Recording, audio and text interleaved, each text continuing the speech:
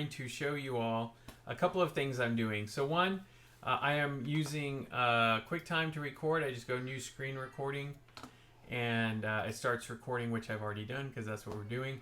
And I can hit stop here to stop recording.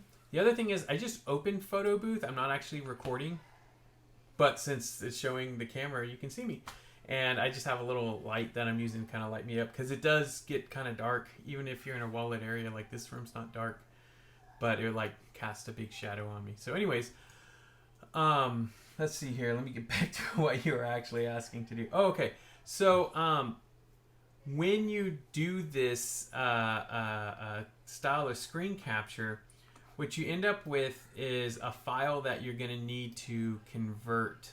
Because, like, for example, if we look at my system preferences, right, and we go to displays, let's see here, scaled. My screen is 2560 by 1440. That's huge. That's like beyond HD. It's going to be almost like, it's almost 4K, but it's not 4K. It's like 3/4 4K. So what that means is going to make a huge file size, like especially if we're talking for 30 minutes, 40 minutes, it's going to make this file. Then you're going to go to upload and you're going to be like, oh my gosh, that is like huge. So what you have to do is you want to convert your file. And so the way you do that is, let's see here. Let's see if I have any that are here. I've been regularly deleting them so that I don't have too many. But what we'll do is, maybe I can come over here. I wonder if it'll let me do a screen capture within a screen capture. Let's try that. Yeah, it actually will. Okay, so, oh, actually it's just letting me take like a picture. Have to stop recording. No, we're not going to do that. We're going to click away. We're going to, this is going to get really meta here. Okay, so now I stopped screen recording the first part, and it's actually right here. So if I click over here, we have this video. It's me talking. You're like, wow, okay. Joey kind of got stuck here for a second, but he figured it out. So now we have this huge video. Let me go back so you can see.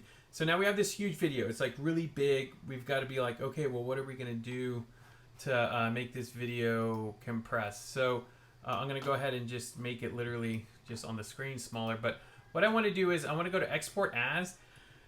And honestly, I think 720p would be fine. 1080p would be like HD. 720 is like 480 is like really small. Let's not do 480. Let's do 720. So we'll go to export as 720. And we're going to call this export example. Okay. And I'll put it over here. Throw it onto the desktop. Let's see here. Saving. As you know, these do take some time. I mean, it depends on your computer. The computer I'm using is not brand new. It's a 2012 Mac Mini.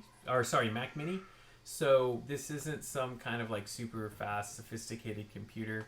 But I do have it kind of decked out. It has 16 gigs of RAM and I have an SSD drive. That may be Greek, but that just means that it's very competitive to what is still around this day.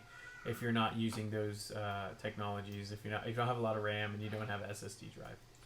So, you'll literally sit here and watch me export this for a second.